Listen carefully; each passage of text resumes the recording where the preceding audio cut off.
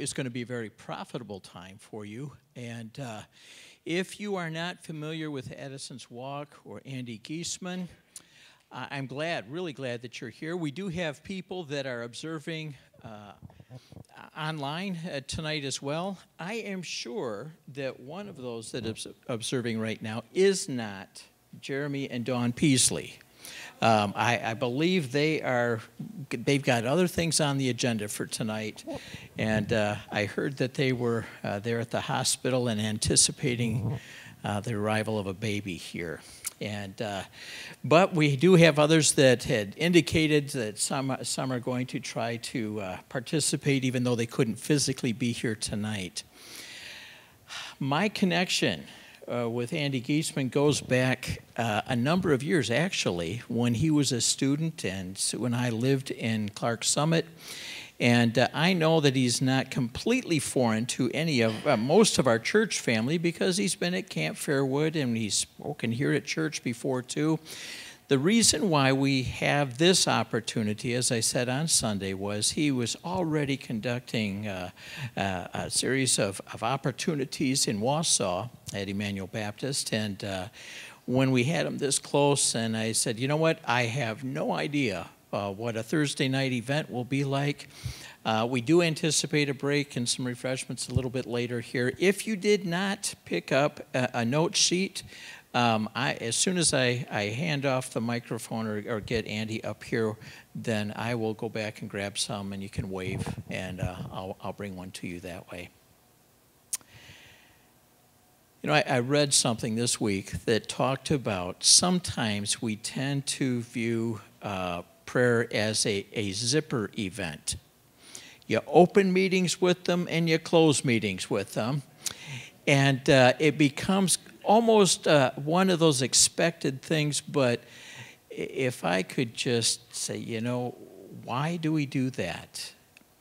The truth that we're going to hear tonight should resonate at our hearts, and then we can ask the Lord to make that part of our grid for how do we interact with other people.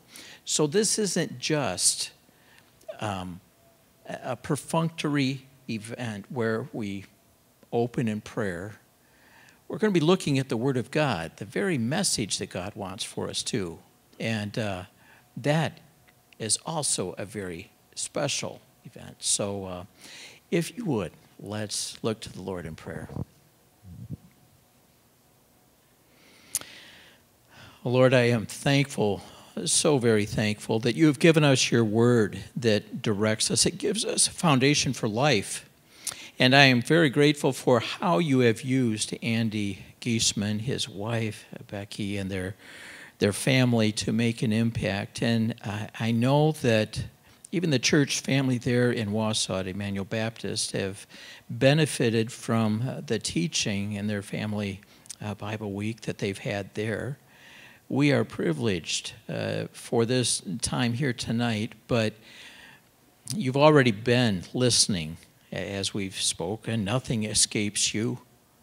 You know our hearts.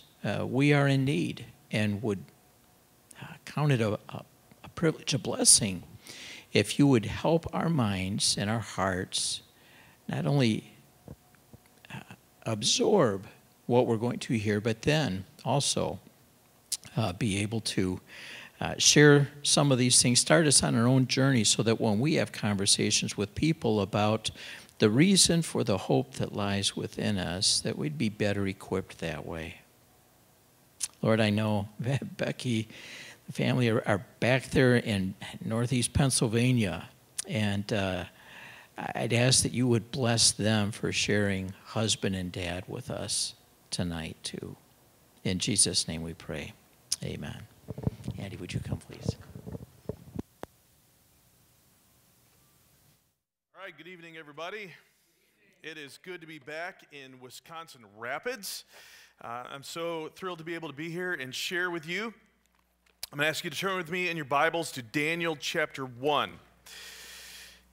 And we are going to be spending our time the next couple hours together. I will do my best to make it go by quickly. but we're going to spend our next couple hours together looking at the modern university through the lens of Daniel 1 and the first half of chapter 2. And we will be spending time in the text, and we're going to be springboarding elsewhere into the book of Daniel. But we're also not only doing a biblical study, but we're going to be talking about theology, history, literature, and philosophy. And we're going to be drawing those things together. I happen to like all of those things, and I'm standing up here, and you can't stop me. So we're going to be looking at that stuff. And what we're going to do, we're going to consider Daniel, Hananiah, Mishael, and Azariah, better known to you as, which is unfortunate because I don't think they called themselves that.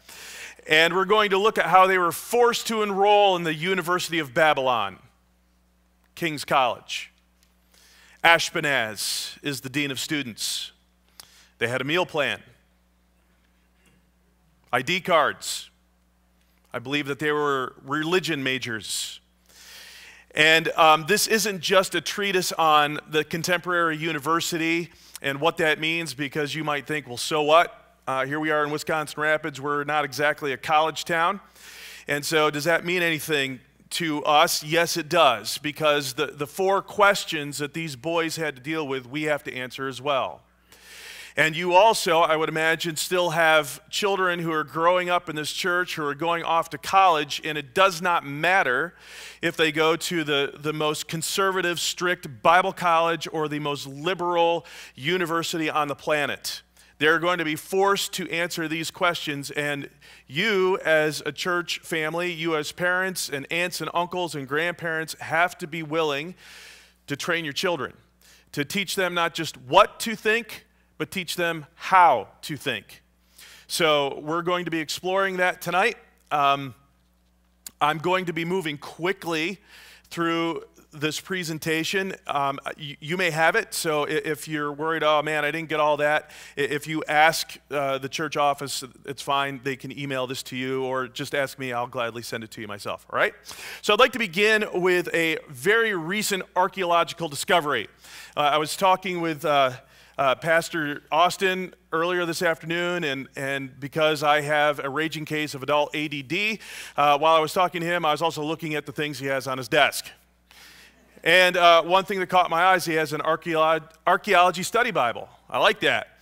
And it looked rather recent and new. Well, this is so new, I guarantee it's not in there. In fact, you have not seen this. This is brand new. This is the first time you've seen it. Are you ready? Okay, here we go. An acceptance letter to Daniel, dated April 2nd, 605 BC. Here's what it says. The great king, Nebuchadnezzar, may Marduk protect him, and the office of vassal state admissions wish to extend to you a formal invitation to be part of the class of 602 BC at the University of Babylon. I'm delighted to offer my sincere congratulations for such an esteemed honor. As you are well aware, the University of Babylon, King's College, is the most prestigious institution of higher education in the world. You will be learning alongside other young men of your age in the most technologically advanced city the world has ever seen. We are holding a spot for you in the Hammurabi School of Mesopotamian Religion and Wizardry. Many of our graduates are given the honor of serving His Majesty at the conclusion of their 3-year accelerated program. You will soon be receiving a cuneiform tablet via Empire Express, which will give details for a welcome weekend. You should plan to arrive at the Ishtar Gate. Sincerely, Ashpenaz, Dean of Students. P.S. I shouldn't be telling you this, but you might want to check with Hananiah, Mishael, and Azariah. They might have received similar letters. All right, clearly I made that up. I took a seminary course in making stuff up, so I'm using that. But we are going to look at these 4 young men, and we're going to look at some of their history, and we're going to look at what they experienced. And there's some things that I want us to think about, and so I want to take you ahead in time, 1,400 years, 2,600 years, wow, my math is terrible, to the modern day. And I want to take you into my classroom to set the stage for what we're going to talk about. Now, my ministry, Addison's Walk Institute for Christian Studies, it operates in Scranton, Pennsylvania. I am effectively a missionary to college students. We would share values with traditional college ministries like Cru, InterVarsity, Fellowship of Christian Athletes, that kind of stuff. You're probably familiar with that. The two schools that I'm involved with will not allow any outside group like that on campus. So our organization is beneath the radar. I have no right to be on campus except for the fact that I'm a faculty member. I'm an adjunct faculty member, and I teach philosophy and theology at two schools, Marywood University and the University of Scranton. They're in Scranton. So I have access that those other organizations would die for. I'm with students every day. Now, I am a kind of professor that is incapable of giving a multiple choice exam. I can't do it. I really don't think that's a good way to learn. I don't think just because you have the ability to memorize scads of information and regurgitate it on a piece of paper does not demonstrate that you've actually learned anything. All that shows is that you have a capacity to memorize. It does not show that you can synthesize. So I'm that guy that makes my students write papers. And I have been talked into doing essay exams at the end of the semester so I don't get a ream of paper that I have to read through because that's just awful. So I do essay exams, but most of the time I do essays and papers. And whether it be a philosophy class or a theology class, within the first week, every class I teach, I always have my students write an introductory, simple 1 to 2 page critical reflection paper, answering a simple question, respectively, between the two classes. Is studying philosophy valuable, yes or no, in the 21st century? Or is studying theology or the Bible a good thing to do, necessary, important in the 21st century, yes or no? And I do my best in that first week to eliminate the scare factor for my students, and I don't want them to think they have to write something that they're agreeing with me so that they could get a good grade. In fact, I invite dissent in my class. I want them to tell me if they disagree with me. And in those papers, because I think it's a good way to learn, I didn't really think about this when I first got started 5 years ago, but they also tell me what they think. And it's helped me to understand the mind of a millennial. I'm going to share a few direct quotes from student papers with you as we get going. None of these are made up. These are all direct quotes. First one, we must have evil in order to know good. We must have evil in order to know good. If you were here, when I was here back in October, I believe I spoke on that on Sunday morning, the logical problem of evil. But the average 18, 19-year-old believes that they cannot know what is good unless they first experience evil. There are all kinds of theological and philosophical issues with that. Number two, there is no right or wrong belief system. This is my favorite, particularly when this is in a paper in an ethics class. When a student is sitting down to argue for or against a particular ethical system, and they will often either preface their paper or end the paper, and sometimes do both and bookend the whole thing with statements like this. And then in the body of the paper, they're arguing for or against a particular ethical system. Now, if I wanted to be a real smarty pants, I could just give them an F, because if there's no right or wrong system, then that applies to me too, does it not? Right. I haven't been that bold yet. I am lowly adjunct, so there are only certain liberties that I can take. Number three, faith is basically a strong feeling. Think about that for a minute. Now we're getting a little closer to home. I once posted on Facebook, which is where I go to make people angry. I once posted on Facebook a little thought that went like this: just because you believe something does not make it true. That's a true statement.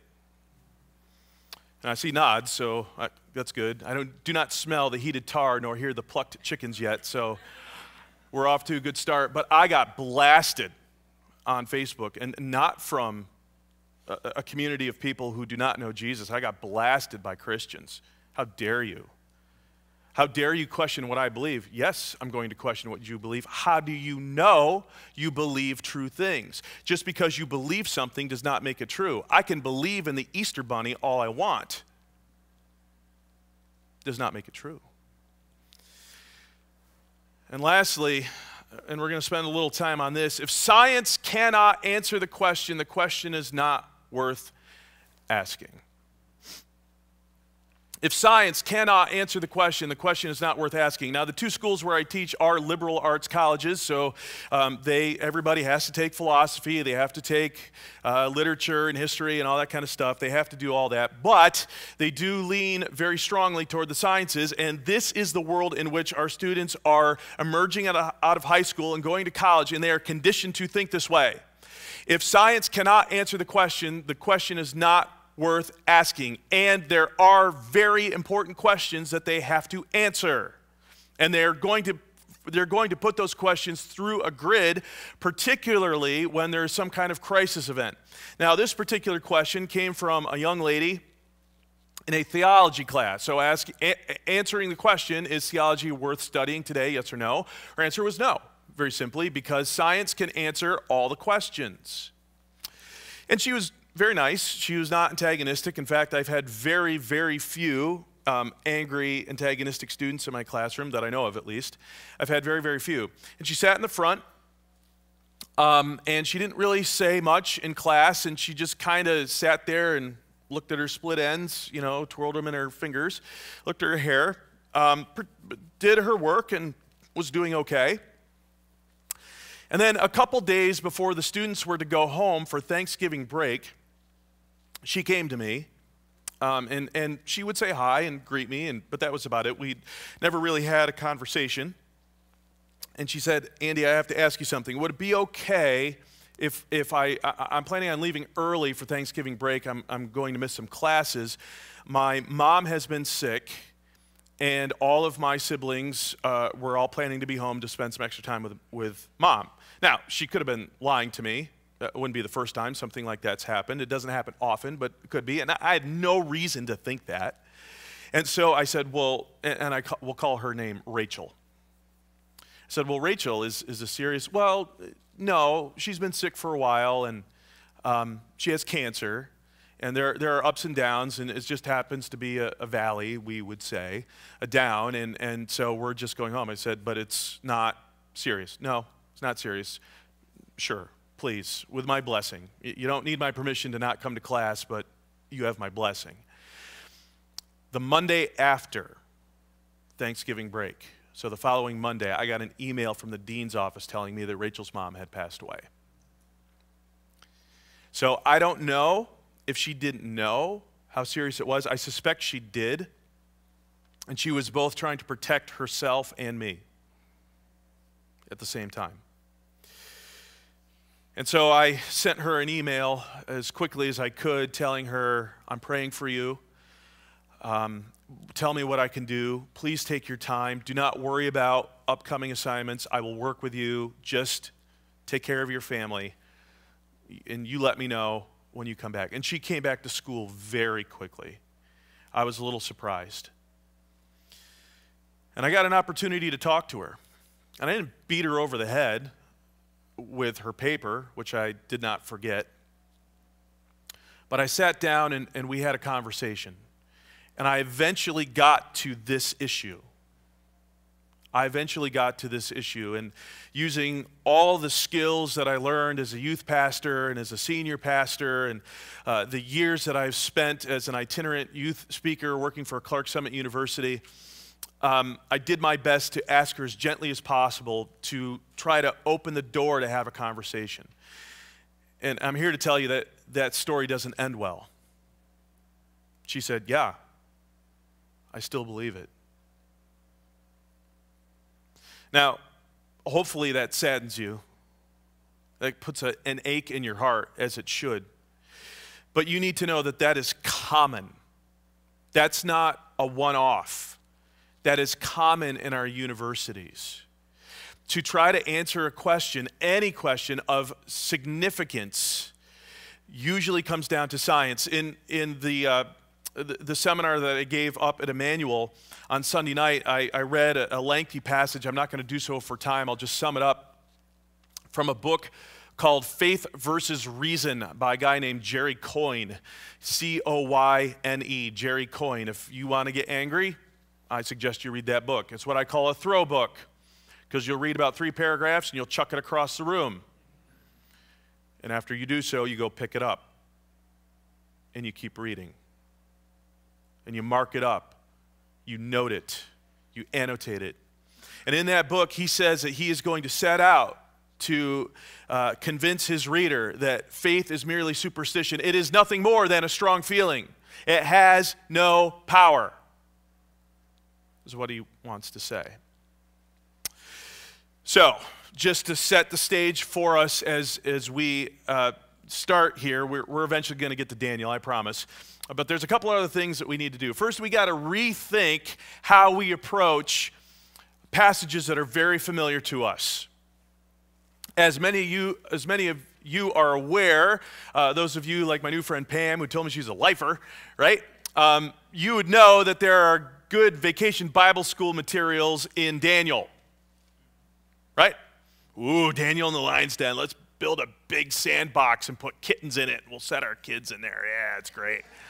Yeah, that's good. Oh, no, we're going to do the bonfire. Do not throw the children in there, but still, we're going to do the fiery furnace. We'll build the big gold statue, and hopefully people driving by won't think we're some kind of weird cult. So there's all kinds of stuff like that that's in there, and it's become familiar. In fact, some of you in this room probably have been told or have even said the phrase, dare to be a... I want to convince you by the end of tonight that that is a very, very serious and dangerous thing to say to a young person. You are calling them to step into a very dangerous situation. I'm not saying you shouldn't. I'm just saying if you're going to either take that vow or to encourage someone else to do so, you need to be willing to count the cost.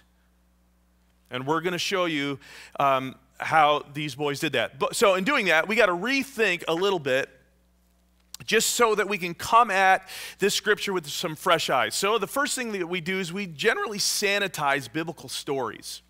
And what I mean by that is when we become overly familiar, and is being overly familiar with God's word a bad thing? No. All right? It is not a bad thing. But if we become too familiar, sometimes we tend to lose the shock and awe of those stories.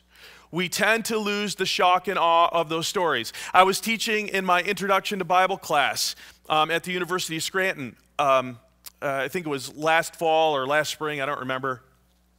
And I was covering the 10 plagues and the Exodus. Those kids had never heard that before. It was awesome because they're on the edge of their seat. I'm getting to the 10th plague. You remember the 10th plague, right? What's that? The death of the firstborn. Yeah, because if it was, that's not a big deal. Right? The death of the firstborn. And so God said the way to avoid death is to get a yearling lamb or goat, put it aside for a little bit, and the goat's like, look at me. I'm all special, and then you slay it. So I was being all graphic and saying, imagine what that sounded like, what that smelled like. Have you ever been in a place where there's so much blood, you can smell it, you can taste the iron in the air? And they had to paint it on the doors. You know how gory that would have been? And they're on the edge of their seat, and I said, and there's something that many of my students who would identify as Catholic, there's something many of you in this room have done that identifies with that event. They're like, what? And then we went to the Last Supper. I said, guys, they're celebrating this event. And the truth is the same. The way to avoid death is to put your trust in the blood of the Lamb. I wish you could have seen what I was seeing. Kids on the edge of the seat, whoa, because they weren't overly familiar with it. So just try to look at what we're going to do with fresh eyes. Number 2. An assumed exegesis. An assumed exegesis. What that means basically is when we come to passages we're familiar with, we kind of blaze through the familiar bits. We also do that with the confusing bits. But we kind of blaze through the familiar bits because we already know what it means, right?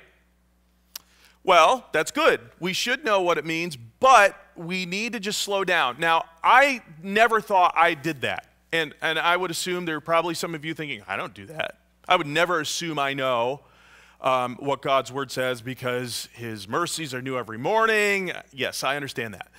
Well, I never thought I did that until I began grad school with my MA in philosophy, which was a great books-based program, meaning we read really old dead dudes. That's what that meant. And I had never touched that stuff. And I called the guy who was in charge of this program, and I was really interested in it.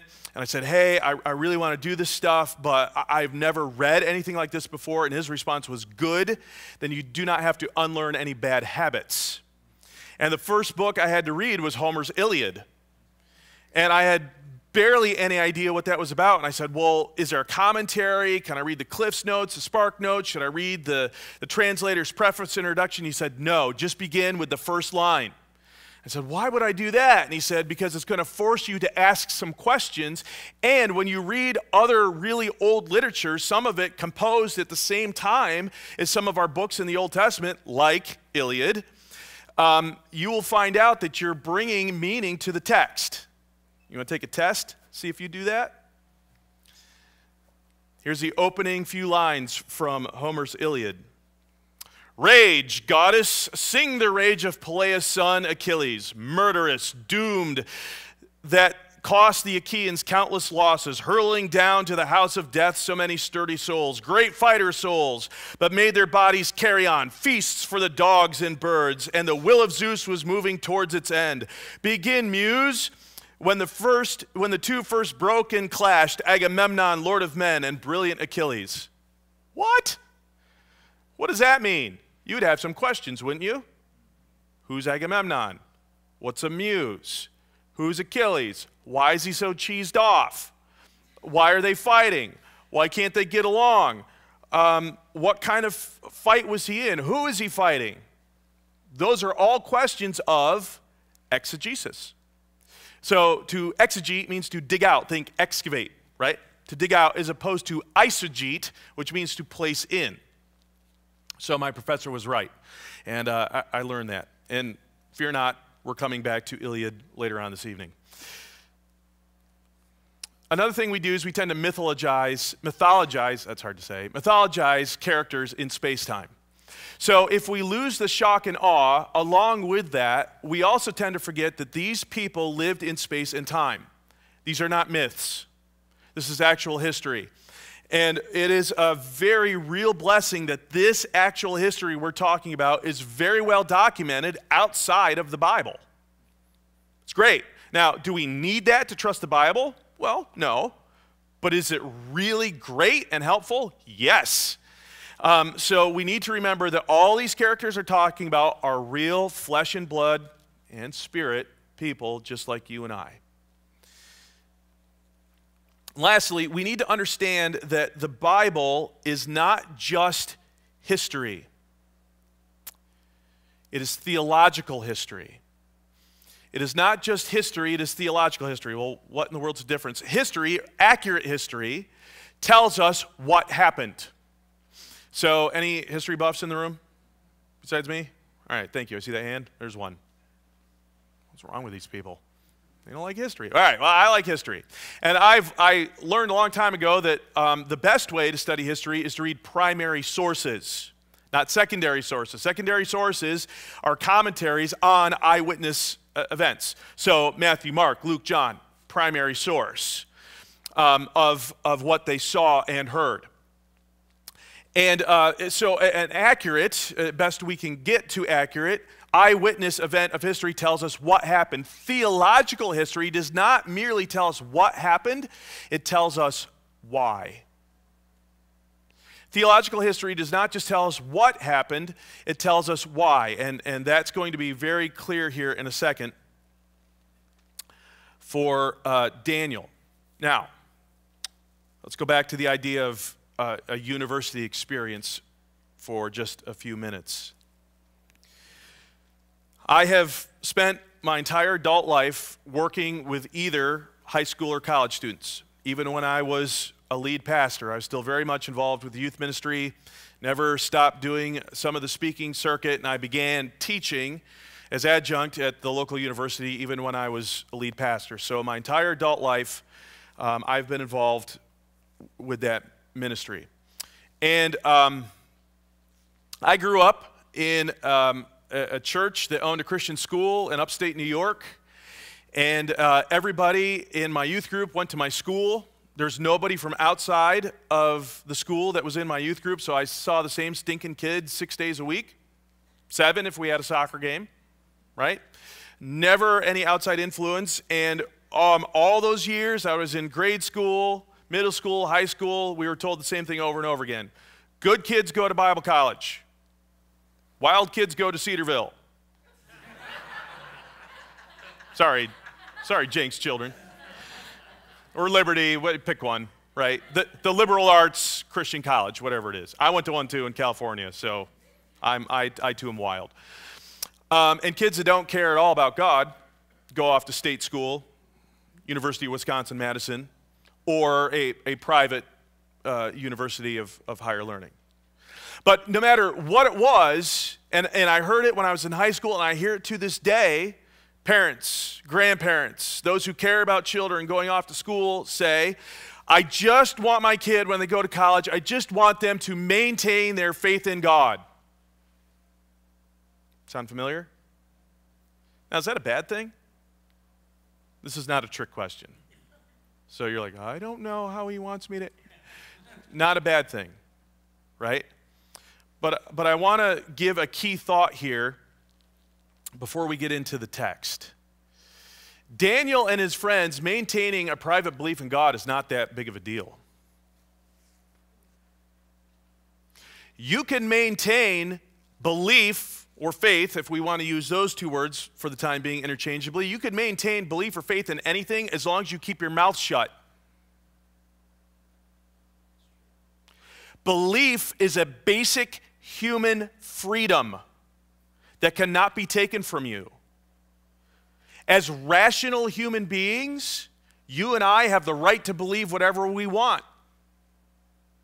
That sounds heretical, I realize, but just work with me for a second. As rational human beings, you have the right to believe whatever you want. I tell my students that, and I invite dissent. I tell them who I am. I tell them on the first day, look, I'm a Christian. That means I follow the teachings of Jesus of Nazareth. He is my hope, and he has my allegiance. I also tell them I was a Baptist pastor. That's for shock value. It's awesome. See the looks on their faces. What in the world? What? How did that happen? Which gives me an opportunity later to tell my story. And I tell them, and so at that point, they're all worried that I'm like the opposite of the philosophy professor and God's not dead.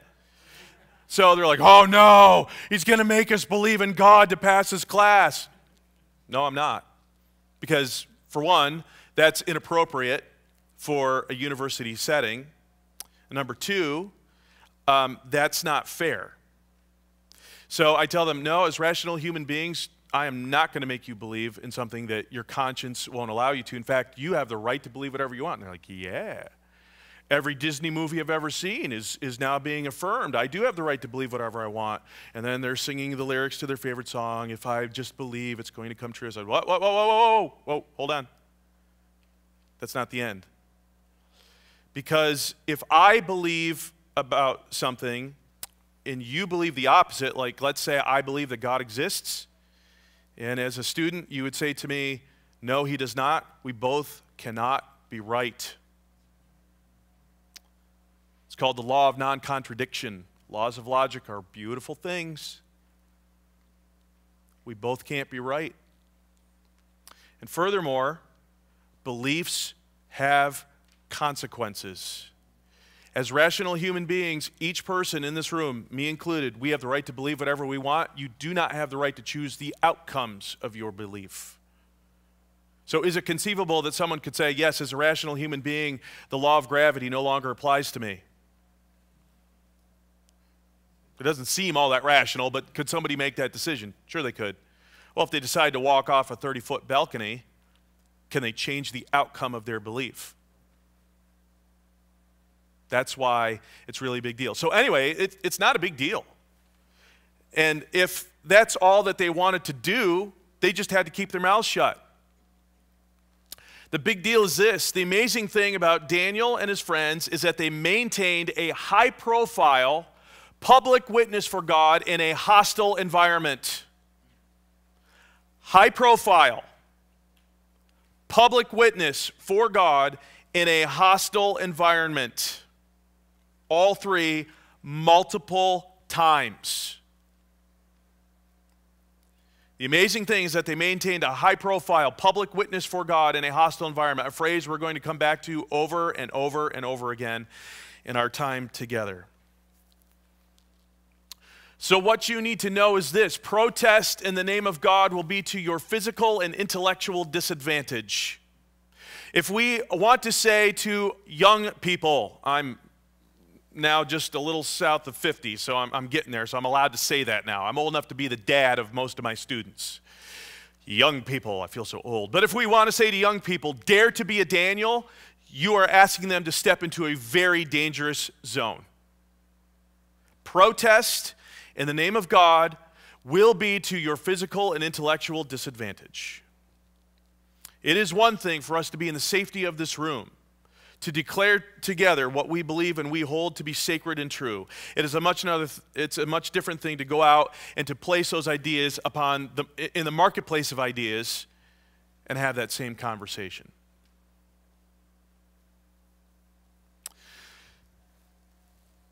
So, let us look at our very first question. Who or what is behind human history? Who or what is behind human history?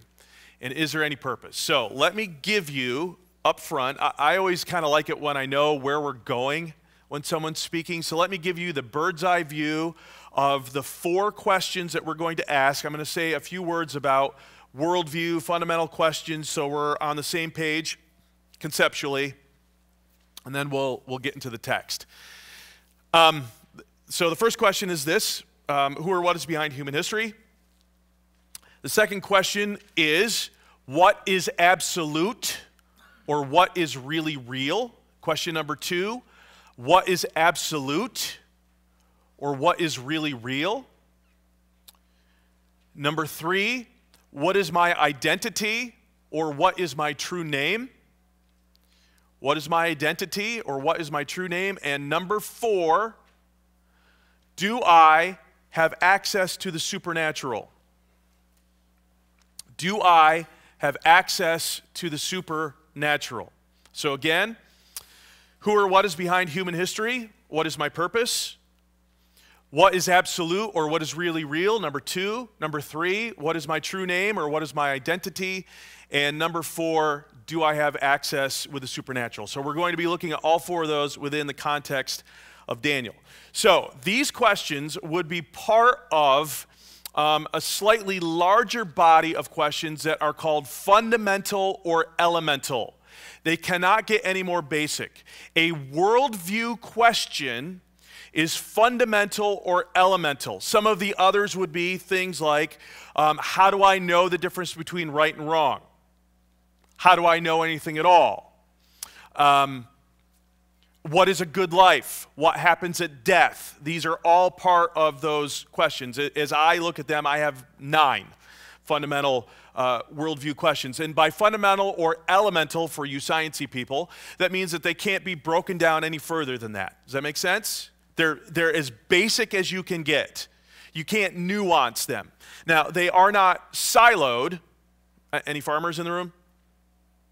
Nope. All kinds of dairy farmers up in Wausau. So they're like, I know what a silo is. You silo, you keep your grain and your silage separate. You don't want them mixing. That's gross. So they aren't siloed. Not like one has nothing to do with the other one. They do very much interact, but at the core level, they are fundamental. So what do I mean by worldview? A worldview, very basically, is the set of presuppositions which we hold either consciously or subconsciously to help us think about reality. A simple way of saying it, they are the lenses through which we perceive reality. So, if you are a person who still reads the paper. I love being on the road because that means I get a free USA Today at the hotel. And I don't really read it as much as I want to conquer the crossword. That's my goal with the USA Today. But I do scan the front page, and if you decide to read that or your news feed or things that come across Facebook or Twitter about different events going on, you're filtering that information through something, and that something is called your worldview. Does that make sense? Every person on the planet has one.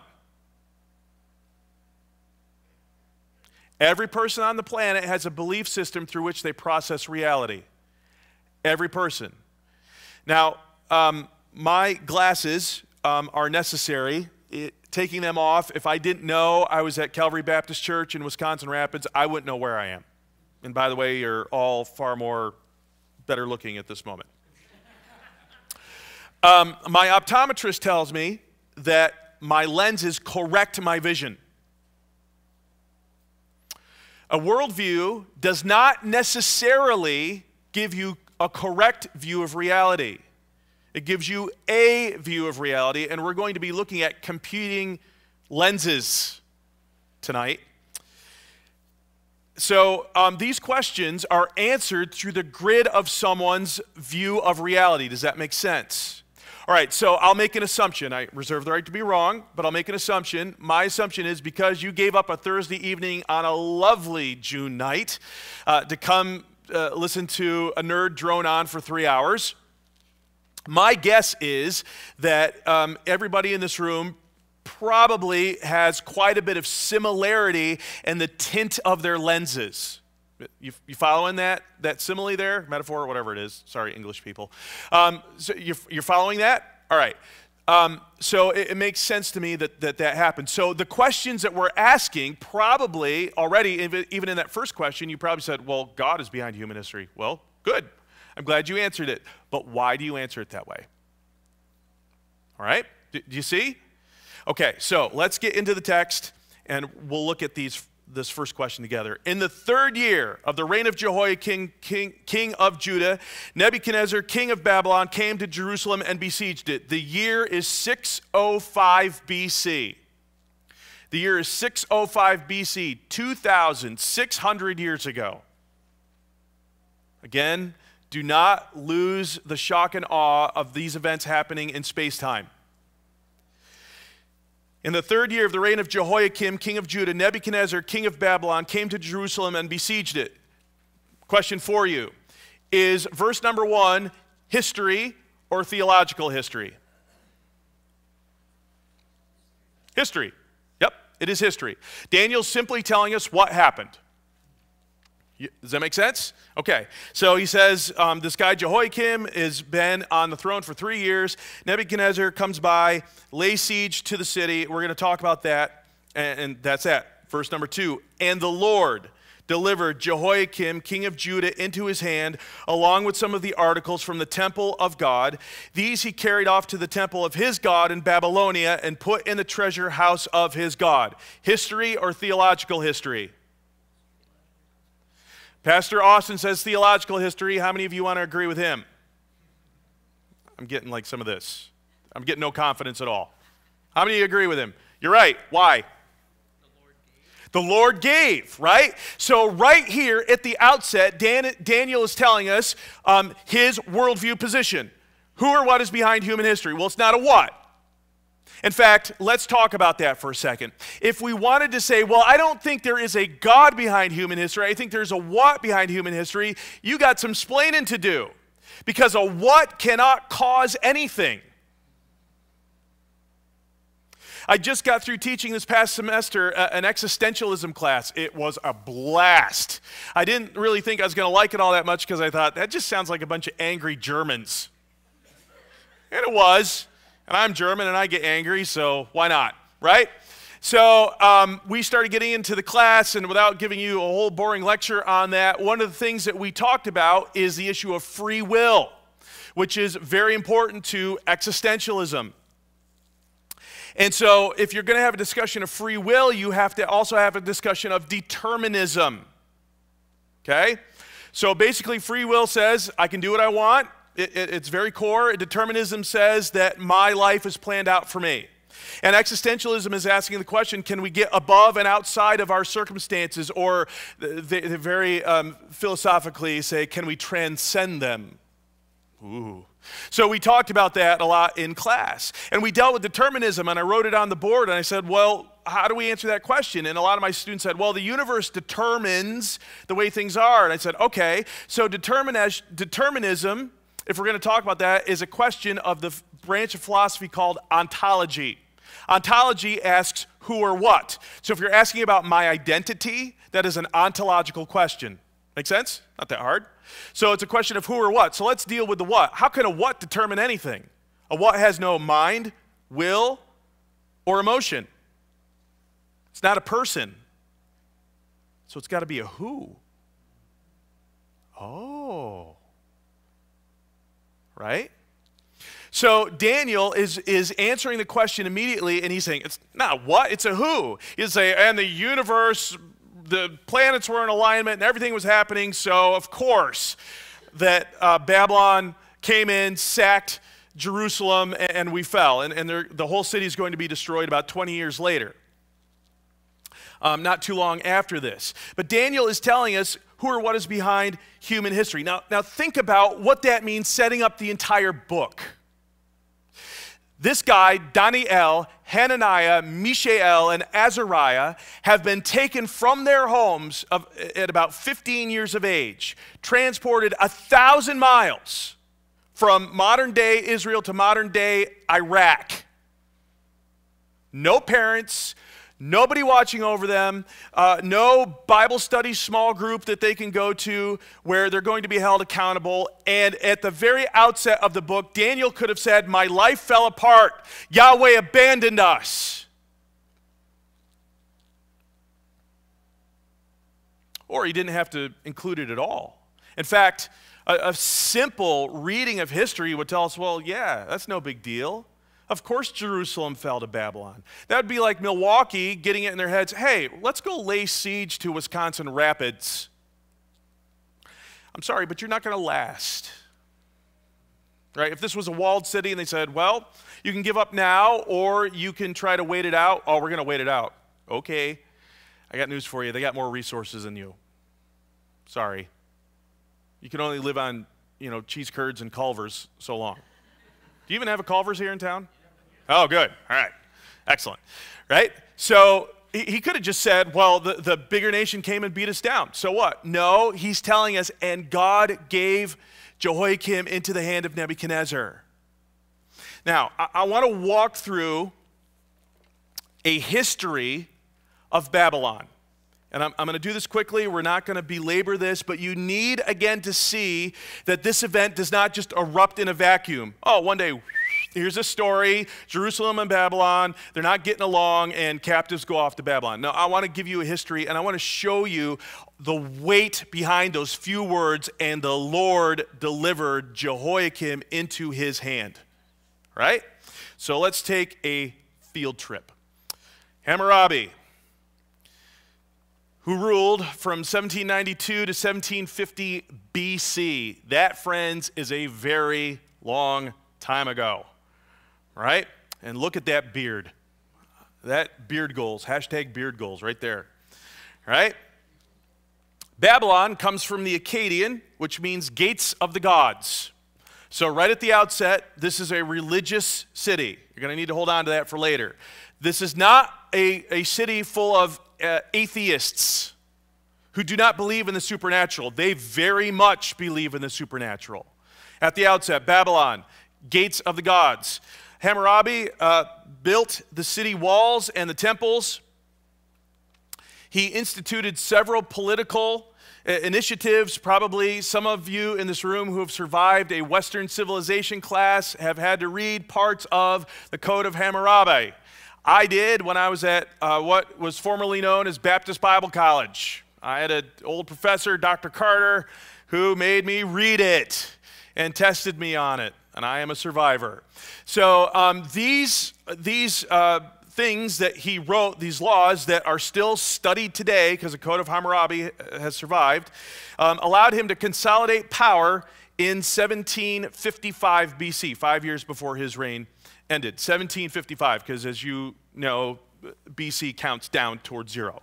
Okay, so that's Hammurabi. Next comes the Hittites and the Assyrians. Now, Sennacherib, good guy or bad guy? Bad guy. Bad guy, right? Hittites and the Assyrians. The Hittites sacked the city in 1595, because that's just what you did in the ancient world. What are you doing this afternoon? Oh, I think I'm going to go sack Babylon. All right, sounds good. So the Hittites sacked the city in 1595, followed by a group of people called the Kassites. And Sennacherib, the leader of the Assyrian Empire, destroyed the city in 689 BC. Now, the Assyrians were known to be the most horrible group of people in the ancient world. They were terrible. The Assyrians, if they cast an eye on your city, here's how ancient siege warfare would work. They would send emissaries to your city, ring the doorbell, because all ancient cities had doorbells. Ring the doorbell, ding dong, and so you come and answer the door. Oh, look, it's the Assyrians. My, I wonder what they could want. Well, we are here to let you know that we're going to levy the forces of our great nation against your city-state. And so here are your choices. You can give up now. Yes, there will be some killing, but we'll keep it to a minimum. You can give up now, and we're going to have a modicum of mercy on you, or you can try to wait us out. You have provisions. It's a walled city. It's fortified. You can try to wait us out.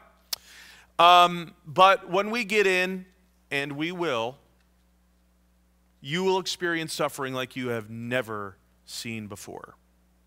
So the Assyrians, once they finally get in and get their captives, and they destroyed the northern kingdom of Israel in 721 BC, when they scattered those people, they dragged them out of there with fish hooks in their jaws.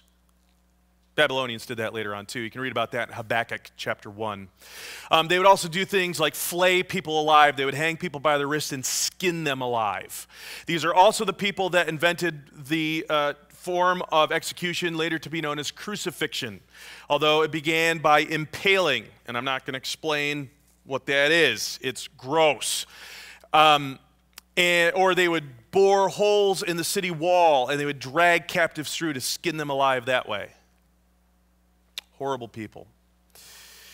Interestingly, if you want to read about the Assyrians in Scripture, you can check out 2 Kings 18 through 19, Isaiah 37. Those are parallel passages. And we're going to talk about the city of Lachish here in a second. And again, the northern kingdom of Israel, this is after the civil war following Solomon's reign, was destroyed by the Assyrians in 721 BC. The southern kingdom lasted a little bit longer than them, and it was rebuilt by his son, Esarhaddon, his youngest son. Now, I just want to talk about 2 Kings 18 and 19 and Isaiah 37. In those parallel passages, Sennacherib has set his sights on Jerusalem. And spoiler alert, but probably many of you know this, they don't conquer the city. They want to, but they don't conquer the city. The city is conquered by the Babylonians a couple generations later. But he's got his sights set on the city.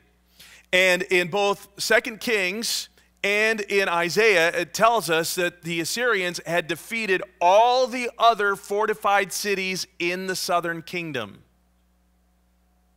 And the last domino before they get to Jerusalem is a city called Lachish. And it was a former Philistine city, now a Hebrew city, fortified, very strong city.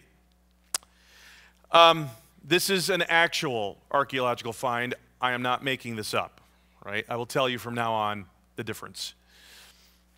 The Lachish reliefs were discovered in Nineveh, capital of the Assyrian Empire, modern-day Mosul, Iraq, in 1845 to 1847.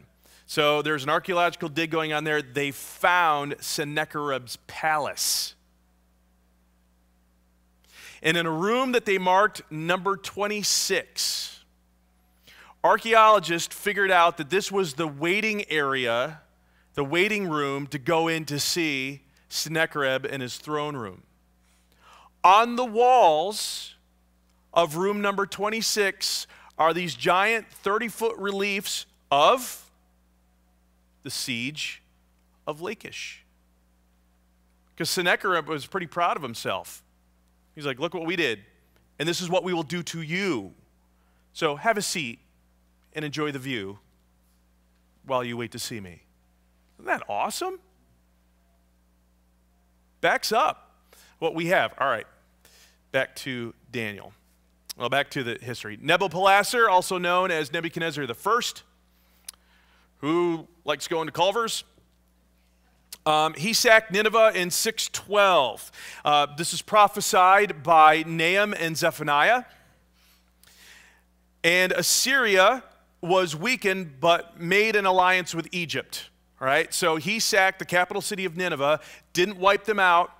Nabopolassar, so this is Nebuchadnezzar's father, did not wipe them out, and so they made an alliance with Egypt. You can read about some of the pieces of this alliance in places like Jeremiah chapter 2. Jeremiah chapter 2 is known by some theologians as God's writ of divorce against Israel.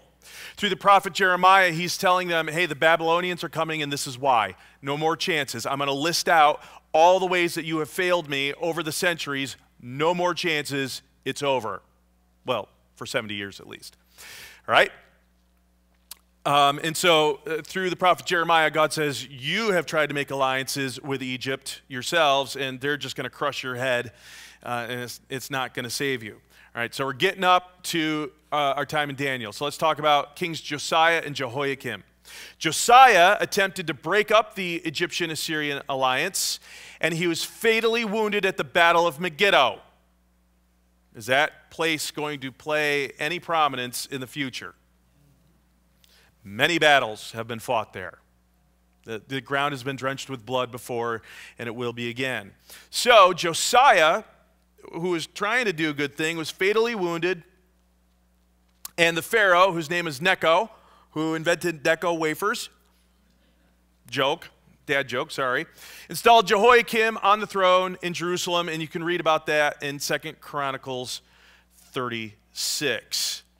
So, here's where we are coming up to Daniel chapter 1.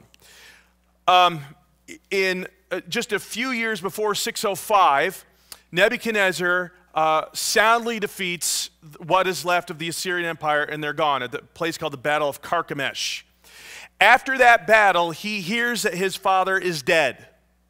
So before he goes home, he said, well, let's bring home some trophies, some tributes, and let's stop by our new vassal state, Jerusalem, and let's bring some of those kids back.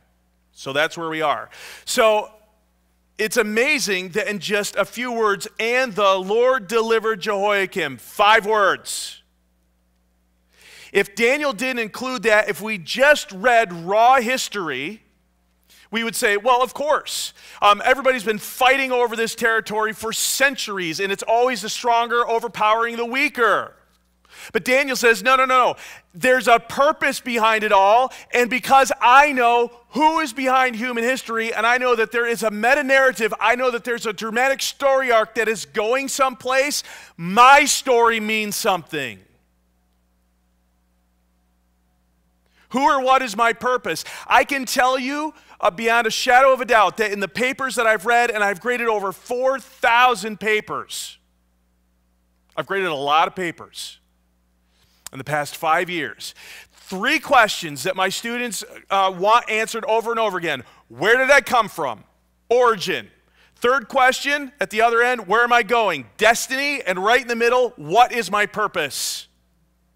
Because they've been told for 18 years, sometimes explicitly, always implicitly, because they are conditioned to think this way, that there is no meaning behind anything.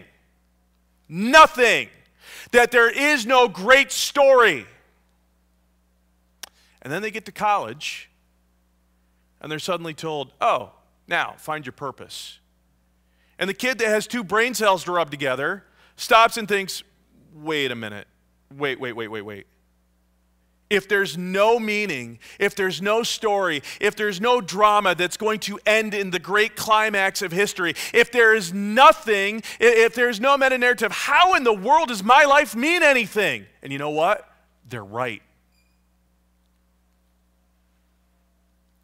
If Daniel did not know that the God of Abraham, Isaac, and Jacob was behind the horrid events that he was seeing, he never, ever would have said and did the things that are recorded in this book. Never. He at best would have maintained a private faith in God by keeping his mouth shut.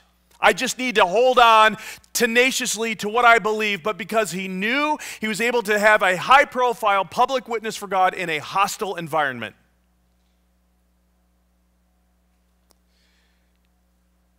But clearly, this is not the only option, is it? That God is behind human history? Would you agree with me that there are other options? To be intellectually honest would be to say, yeah, I bet there are other options, and I should probably know what they are, so that if I want to have a high-profile public witness for God, at least I better know what they are. Right? Well, let's talk about them. Glad you asked, because I happen to have 3 glorious slides that I'm dying to share with you. All right, let's talk about Charles Darwin. Old Chucky Darwin, 1809 to 1882. Of course, he taught that all species have common descent. Have common descent. Which means that the only way to figure out human history is this: biochemical determinism. Your matter is all that matters. If a person believes in either Darwinian evolution or its slightly uglier cousin, chemical evolution, which is the idea that life started in some kind of primordial soup. Darwinian evolution is not very good, but its uglier cousin, chemical evolution. If someone wants to hold to that, they may, but they have a really difficult time explaining some things.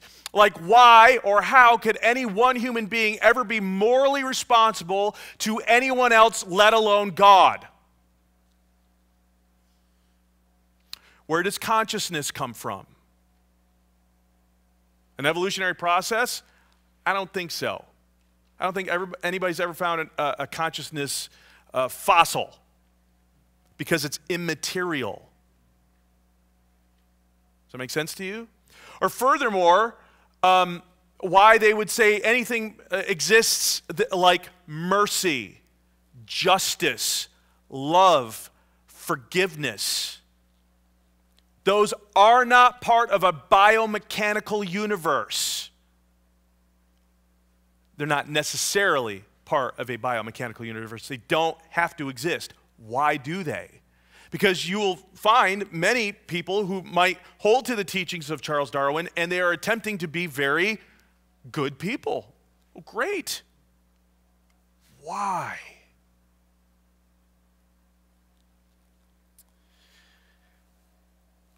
And therefore, of course, there is this lack of moral responsibility. At least there's no reasonable explanation for why it exists. None. Now, I've read some books, particularly in the philosophy of the soul. If you want to melt your own mind, read those books. From an atheist perspective that are trying to explain why consciousness exists. And without trying to create a straw man argument here, and a straw man is something you can easily punch in the face and knock over. That's what that means. Some of them write, well, it's an eruptive property. Okay. Do you realize that in the history of science, nothing material has ever made anything immaterial? Any sci-fi fans in the room? Oh, good. I got more hands for sci-fi than I did history. Well done. So, I better be careful. I forget who I'm dealing with here, the master of practical jokes. Right. So, I'm sorry, sci-fi fans again? I'm not going to pick on you for being sci-fi fans. All right. So, how many movies have the the plot where the machines develop consciousness and take over. Never going to happen. Never going to happen. Because if that's possible, then it's possible that the very chair you're sitting in could develop a consciousness right now. By the way, if that happens in the next couple hours, you need to run. Okay? It's not going to happen. Similarly, there's never going to be a zombie apocalypse. Sorry. Never going to happen. Unless you think that his ideas are from a bygone era and just people who don't really hold these things. That's not true. Very smart people hold this.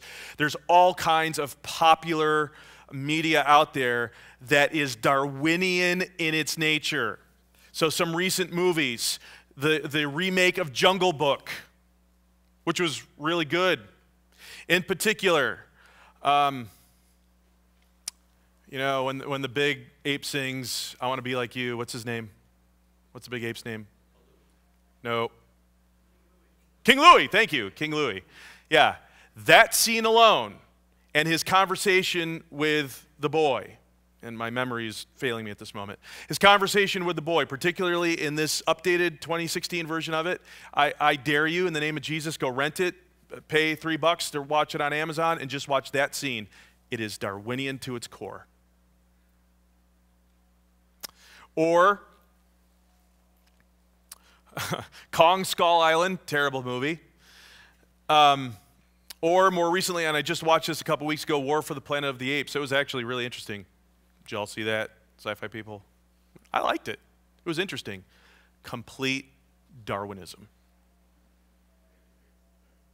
Yet, there's always a moral code that has been broken and needs to be justified. Why? Interesting. All right, so that's Chucky Darwin. Let's talk about the greatest mustache in all of philosophy. Look at that guy, he's like a walrus. Friedrich Nietzsche, 1844 to 1900. He famously said, as probably many of you are aware, what's Nietzsche famous for saying? God is dead. And to finish that quote, and you have killed him. He said that faith belongs in the cave. No true knowledge, a folktale, a myth. Now, the reference to cave for Nietzsche when he's talking about faith is he's referring to Plato's allegory of the cave in his book on political philosophy called The Republic, something that any of my philosophy students have to read parts of. And the overall book is Plato is laying out his plans for a utopian society, and very thankfully, thank God, no one has ever tried to do what he suggests because it's pretty bad. But he's writing in response to the Athenian democracy, the democracy of Athens that sentenced his mentor and teacher to death, Socrates. And so one of the things he rails against in that book is that a true democracy is tyranny. He's right. So he's trying to come up with this new idea, and it is political in nature, but he's got other things in there, and he has Socrates having conversation, so it's a Socratic dialogue. And one of the people Socrates is talking to in that book is Plato's real-life brother, a guy named Glaucon. And Glaucon says, hey, in order for this thing to work, what kind of people do we need in this place? And Socrates says, oh, we need true philosophers. And Glaucon says, well, how do I know what a true philosopher is? And he says, a true philosopher are those who love the sight of truth.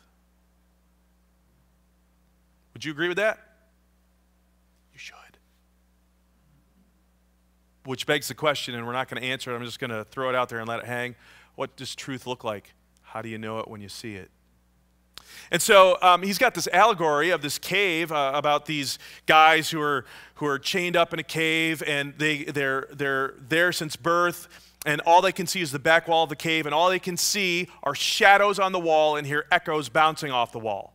And they can't even really look to the left or right, and they give the shadows names, and they make up stories about what they see, and the voices that they hear, they think are coming from these images. And then Plato says, and one day, one guy's chains just fall off, And he gets up and he walks around this little wall that he's leaning against, and there's a fire behind it, and there's these people doing this crazy puppet show, carrying stuff back and forth between the fire and the wall. He's like, oh, this is where the shadows come from. Now, okay, I see a 3D image is connected with this shadow on the wall. Well, that's really interesting. And then Plato says, and then someone drags him down the long, hard road and takes him outside into the sunlight. And his eyes have to adjust to the light, and then he sees reality for how it really is. Then he goes back into the cave, and he's like, hey, I found reality. And they're like, just sit down and shut up.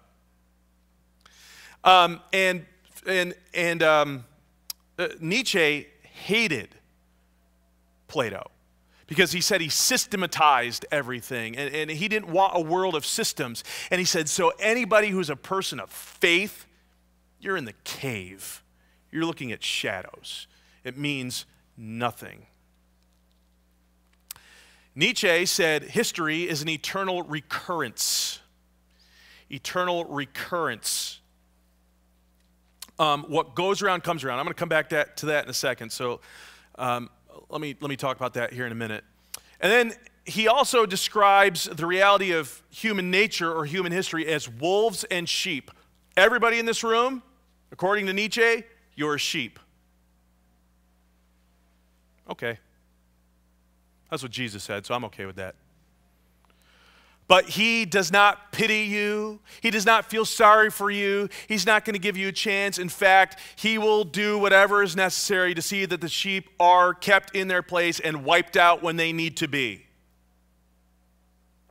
You want to read something that really would make you angry? Read a book of his like Beyond Good and Evil, or The Genealogy of the Morals, or my personal favorite, The Antichrist. And he explains all this stuff. He talks about the will to power,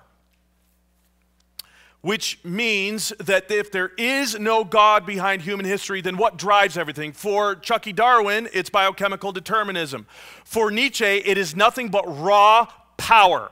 And the powerful know they are powerful. Nobody has to affirm it for them. They are self-affirming. They know what they're doing, and they will take out anybody who gets in their way. No questions asked, no apology, no sorrow, no sympathy. That could be Daniel's world. Now, of course, did he know who Friedrich Nietzsche was? Of course not. Did he experience raw power?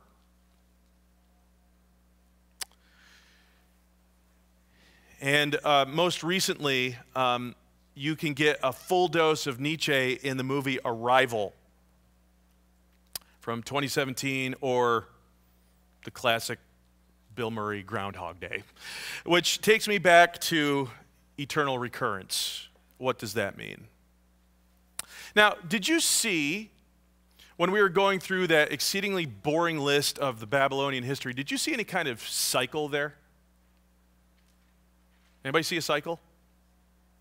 What was it, Abby? Sorry, you made eye contact with me. That's your fault.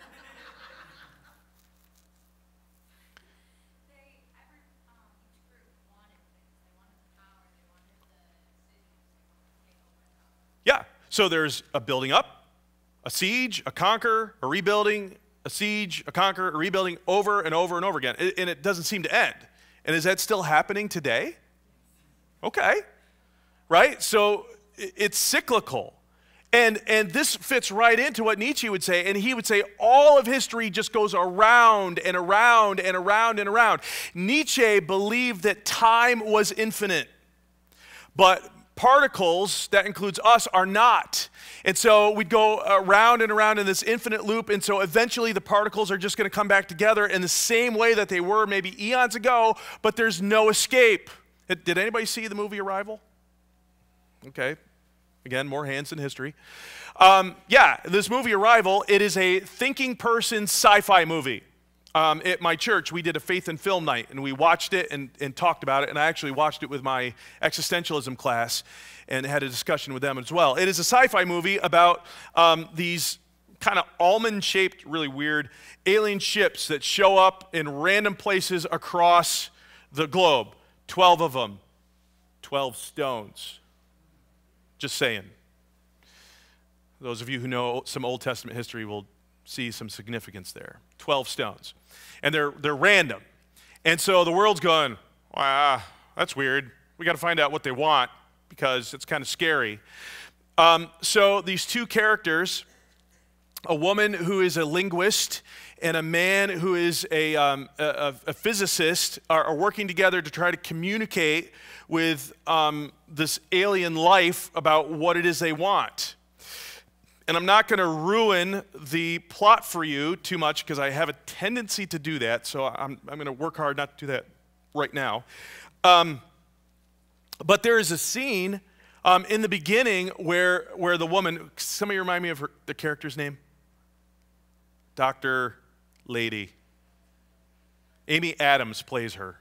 How can I remember the actress but not? All right.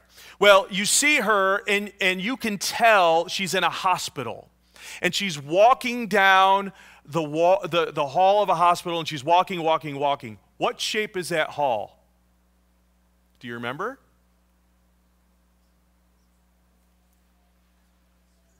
She's walking in a circle. That movie is full of palindromes. That's a word spelled forwards as it is backwards, like the word Hannah.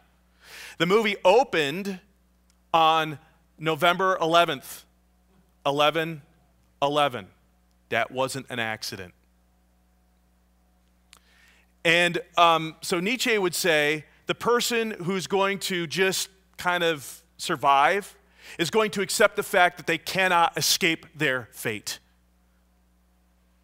And they're going to accept it boldly with courage and change nothing. Right? Plot of the movie. Daniel could have done that. Could he not? All right, now let's get on the bus of somebody that is going to bring some sanity to this. So if this is the greatest mustache in the world, look at that hair. Envy not thine philosopher's hair. Look at that guy. This is Gottfried Leibniz. Anybody ever heard of old Gottfried? Okay, one hand, good. As many as history, good. All right, so Gottfried Leibniz is a really important dude. He's a contemporary of Sir Isaac Newton. They both invented calculus at the same time. He's not stupid, right? And he worked with something called the cosmological argument for the existence of God. The cosmological argument is one of those rational arguments for the existence of God that does not rely on any sacred text to defend the existence of God. You say, well, that's not right. Are we allowed to do that? Yes. Psalm 19 and Romans 1 give us explicit permission to do so. The heavens declare the glory of God. Romans chapter 1, it says that man should be able to go outside, look up, and be able to know something about God's divine nature just by observing the created order. Is that great or what? And then the reason is so that man is without excuse, and that's where Paul is going in Romans chapter 1. So the cosmological argument is asking, why is there something rather than nothing? Where did something come from? It's kind of an important question. And he said this, all right, so everything that exists or happens either exists because it is contingent on some other thing or because of its own causal power. Now, that's a lot of words. Let me try to break it down for you. I am able to stand here as Andy Giessman, the person, because of a whole bunch of contingencies. I'm able to stand in front of you because of the contingency of several bodily systems that are working in unison relatively well to allow me to stand in front of you, right? You are in a seated position contingent on what? The chair. Is the chair contingent on anything? Is the floor contingent on anything? Yes, and eventually we have to get to the first thing, right? Because it's not what in philosophy we call an endless regress. It stops somewhere. So he would say that everything that exists either is dependent, contingent on something else, or it exists because it has its own causal power. Does that make sense? So if you say, well, I can assume a seated position, can you? For how long? And is that still contingent on anything else? You can't just do it alone in a vacuum, right? You can't. So there's a point to this. He says, now, if there's no God, so if the cosmological argument is false, right? So, by the way, you don't have to write this down, but just to give you quickly, the cosmological argument goes like this. Everything that begins to exist has a cause, right? The universe began to exist, therefore the universe has a cause, therefore the cause is God. And if you want a full explanation of that, you're just going to have me back sometime, right? So that is the argument in 4 simple sentences. Everything that begins to exist has a cause. The universe began to exist, therefore the universe has a cause, therefore the cause is God. That's the core of the cosmological argument. He said, okay, maybe that's not the case. Then there's 2 possibilities. The first possibility is pantheism, which means that the universe actually has personality, or another way of saying that is God is everything and everything is God. You, your glasses, your chair, your fillings, everything. And if that's the case, the universe should be able to extend its hand and say, hi, I'm the universe and this is what I'm all about. Here's what I am. But Leibniz and thinkers like him, Christians like him, realize that, let's say, for instance, that this room is the universe. Okay? This room is the universe. We cannot get outside of it. And we could spend our lifetimes learning everything we can learn about this room. Are you with me so far? You with me? We can learn everything that we could know about this room. Is there anything that we could ever learn that's going to say, this is a room? Nope. We only know that because we can get outside of it. Does that make sense? So the universe cannot self-explain itself. Right? Are you following me? So he says, I can't be, because I haven't seen that, and all these hundreds of years later, no one else has either. And believe me, they're looking. They are looking. So if that's not it, then maybe it's just nothingnessism, or a word for that is nihilism. Now, that's a word probably you're familiar with, just you've heard it in a different way. We often are taught that God created the universe ex nihilo. You've heard that before, haven't you? Ex, out, nihilo, nothing. Out of nothing. So nihilism is nothingnessism. It's just nothing. Friedrich Nietzsche was a nihilist. And he's one of a very small group of people who attempted to live consistently as a nihilist. Really scary. So Leibniz said, well, maybe it's that. Either way, there's no explanation for what things are. There's no purpose. There's no story. There's no meta-narrative. And if that is the case, all meaning is gratuitous. His word, not mine. You know what a gratuity is, don't you? All right?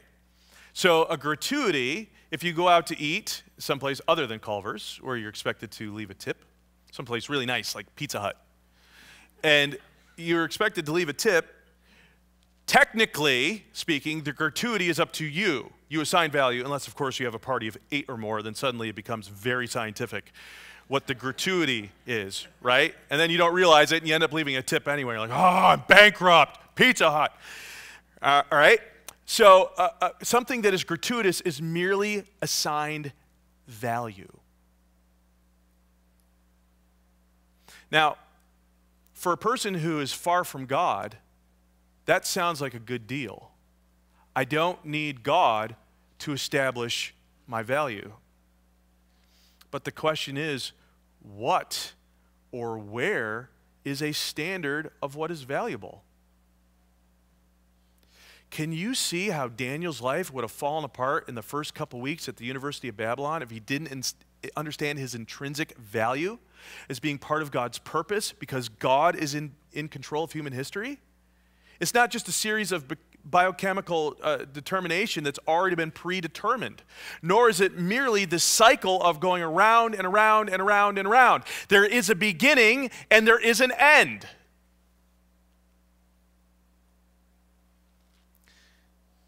He knew both of those.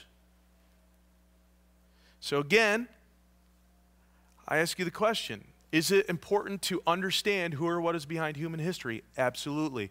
Is it important to understand the alternatives? Yep. The ancient Chinese strategist Sun Tzu, in his Art of War, said that the good strategist, the general, is going to occasionally turn the map around and look at it from his opponent's point of view. In 2 Corinthians 10:5, a verse that is emblazoned upon the t-shirt with the beard that I have in the back, Paul writes to the Corinthians for the second time, and he says, look, we don't fight like the world fights. We don't punch pagans in the face. Although, I don't know if you know this, but did you know the actual historic Santa Claus did actually punch a guy in the face once? The Council of Nicaea. He punched Arius in the face. It's a great story. Sorry. So beside that, we don't actually punch pagans in the face. He said, but we are in a fight, but our weapons are not like the world's weapons. In fact, they're divinely forged, greater than any elven blade from the Lord of the Rings. Our weapons are divinely forged for a purpose. And in verse 5 of chapter 10, he tells us the purpose: to tear down the strongholds, the fortresses, the towers, the palaces that set themselves up against the knowledge of God. The fact that God is behind human history is not mere belief. The evidence can be investigated. It can be explained. It can be defended. It can be argued. And there may come a time where we're going to have to rely on what we know if we are going to have a high-profile public witness for God in a hostile environment. Who or what is behind human history? All right, we're going to take just a 4-minute stretch break. I'm going to grab a drink of water, and we're going to come back and blaze through the rest of the stuff. It's in about an hour and a half. Right? You good with that? All right, so about 4 minutes, so we'll come right back.